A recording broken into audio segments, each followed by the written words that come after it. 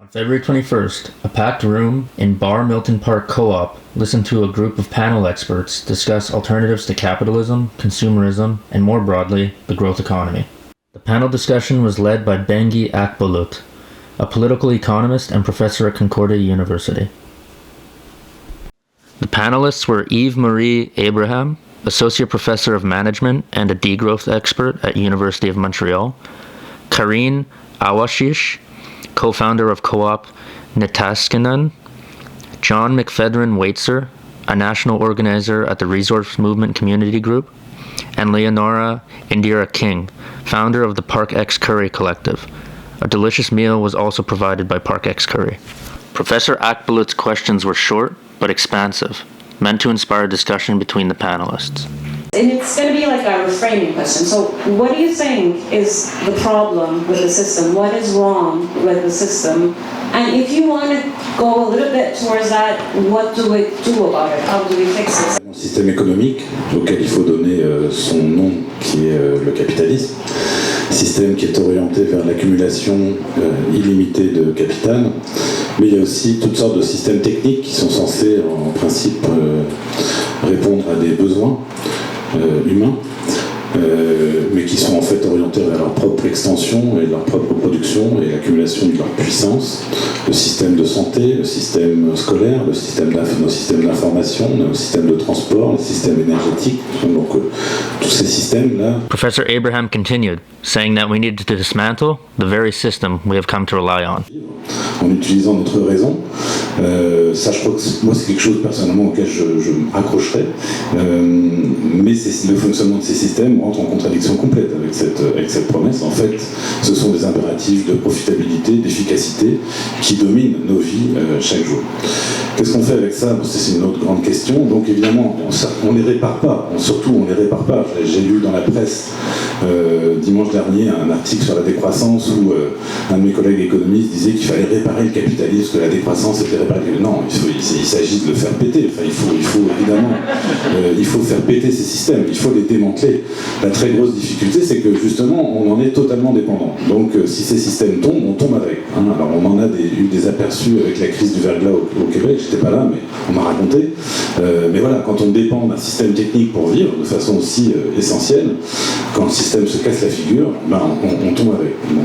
Alors cette dépendance fait que on va dépenser toujours plus d'argent collectivement, d'ailleurs, pour entretenir ces systèmes, pour éviter la panne, pour éviter la faillite du système. D'où les coûts monstrueux du système de santé, par exemple, aujourd'hui dans nos pays, mais pareil pour les systèmes de transport. C'est ça le piège dans lequel on est. Jon Mcphedran said that due to restrictions within the system, things like philanthropy and charities can be more insidious than they are universally known to be. Actually factually more accurate to describe philanthropy as the privatization decision-making over public resources than as the use of private resources for public good. And so it undermines democracy. That's one way it causes harm. And it also undermines social movements. Anything that directly challenges or names the causes of social problems, can't do that if you're a charity, which means you can't get money to do it. And the other way that it harms movements is by creating these professionalized institutions that are trapped in this logic of not actually naming problems, and then offering good salaries, good benefits to folks who otherwise might have been leading social movements. And so creating a brain drain, a talent drain on social movements, and then locking those movements out of the resources they need, not just financial, but also of the leadership they need. And so what are some things that we can do about that? So one thing that we think is really important within the resource movement is to actually organize against philanthropy. So take away philanthropy's social license to operate, if we can. Name these harms and push for philanthropy to be abolished and to be replaced with a system of mutual aid where you don't have people who have created poverty deciding how to address poverty, but you have people who are directly experiencing poverty, colonialism, and other forms of harm, making decisions amongst themselves around how to allocate resources. And I think we have two amazing examples of people who are building those systems right now. And I just fucking wish that all the giant foundations in Canada could just be dismantled and their resources could be flowed towards projects like these ones. And the ways I work in the system is, yes, by doing research, because sometimes, unfortunately, policymakers, I think what's intuitive for me, they need numbers and facts and evidence to back it up. And it takes a lot of time, and sometimes you're actively fighting within, especially if you don't have allies. So that takes a lot of energy, and I need my people outside to kind of keep me energized and to keep me grounded and to also call me out, because sometimes, I guess when you're in the system also has the power to corrupt you, right? So you need to always stay grounded and make sure you're close to your goals. And so I have seen in my experience that there can be changes if you're inside. And I have to now think about philanthropic approaches because we use philanthropic money. So we should have a talk about that after, how I can leverage that. But also working outside the system has allowed me to kind of take what I'm learning inside and bring it out to the people. As you can hear, the buzzword of the night was system, but Karine says the problem is also on an individual and psychological level. En fait, je pense que dans le public, puis tu sais, je rebondis, tu sais, autant au niveau tu sais, de la culture de consommation, on est aussi parce qu'on nous montre que c'est ça qui est valorisé. Fait que je pense qu'il faut comme changer. C'est encore une question de communication puis d'éducation, je pense. Maintenant, je pense que, tu sais, il y a une limite à l'économie de marché parce qu'on le sait, tu sais, avec les effets que ça a sur l'environnement, etc. Il faut, comme je pense, revenir à... Oui, je pense que les entreprises ont le droit d'exister, oui, tu sais, mais je pense qu'il faut revenir à une économie d'utilité plus. Mais ça, il faut valoriser ça parce que les gens consomment souvent pour combler des vides ou pour se... Tu sais, bon, là, on ne fera pas de la psychologie, là, mais ça relève beaucoup de la psychologie, dans le fond. Fait que, tu sais, à quelque part, il y a beaucoup de réponses, là. Tu sais, souvent, il y a des choses que je comprends pas de la société, mais je vais aller lire sur la psychologie et tout ça. Mais il y a beaucoup de réponses à ce niveau-là. Puis je pense qu'il faut jouer de psychologie, peut-être pour changer mentalité. Je pense que c'est une autre réponse, ouais. Peut-être en réaction. Audience members posed their own questions to the panelists at the end of the discussion, some more in depth than others, and Jon Mcphedran had a way to summarize them all, leaving the night on a hopeful note.